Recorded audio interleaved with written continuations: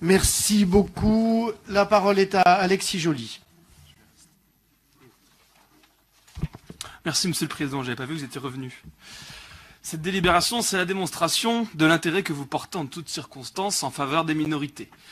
Vous souhaitez, avec l'appui d'autres collectivités, qu'elles soient de droite ou de gauche d'ailleurs, mettre à disposition de squatteurs, principalement, on va le dire, de population rome, je cite, des solutions alternatives au simple démantèlement.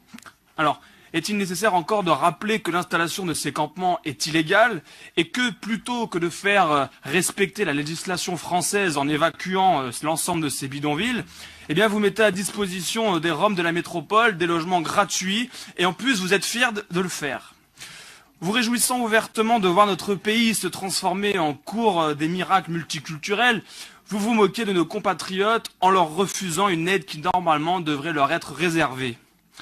Nombreux sont les étudiants, les familles monoparentales et les chômeurs qui devront attendre que vous ayez logé à leurs frais la totalité de ces populations qui comprennent des étrangers et des clandestins qui, je le rappelle quand même, violent la loi et sont des délinquants.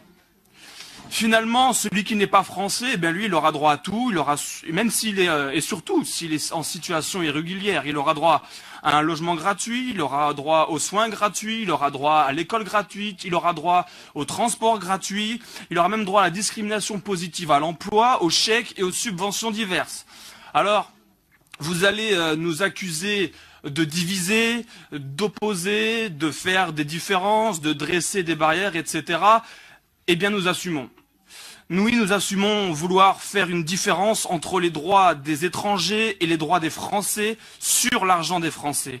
Oui, nous opposons les droits que les Français ont sur cet argent face à ceux qui le perçoivent sans en avoir aucun.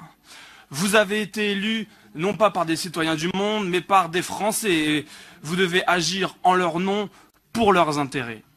C'est pourquoi, en dehors de réclamer simplement le respect de l'application de la législation française, je l'ai dit, c'est-à-dire le démantèlement immédiat de l'ensemble des campements de Rome de la métropole, d'ailleurs à commencer par celui du Rondeau à Échirolles, puisqu'il n'a pas l'air de gêner beaucoup M. Sully depuis plus de 2 ans. Nous demandons également l'expulsion de ces personnes qui sont en situation irrégulière. Nous refusons cette préférence étrangère au logement et à l'emploi pour des gens qui n'ont pas à bénéficier avant les membres de notre communauté nationale que nous représentons. La colère des Français contre de telles injustices monte lentement mais sûrement et la mépriser, la balayer d'un revers de la main ne la fera pas disparaître. Alors, continuez sur ce chemin, elle générera des remous dont vous ne mesurez pas encore l'ampleur dans les années qui viennent. Pour la énième fois, en 40 ans, le Front National joue les Cassandres sous votre œil paisible et goguenard. Cette assemblée sera beaucoup moins joviale et paisible à l'heure où les conséquences de ces politiques que vous menez seront hors de contrôle et vous ne pourriez pas dire que vous n'étiez pas au courant. Je vous remercie. Y a-t-il d'autres demandes d'intervention ?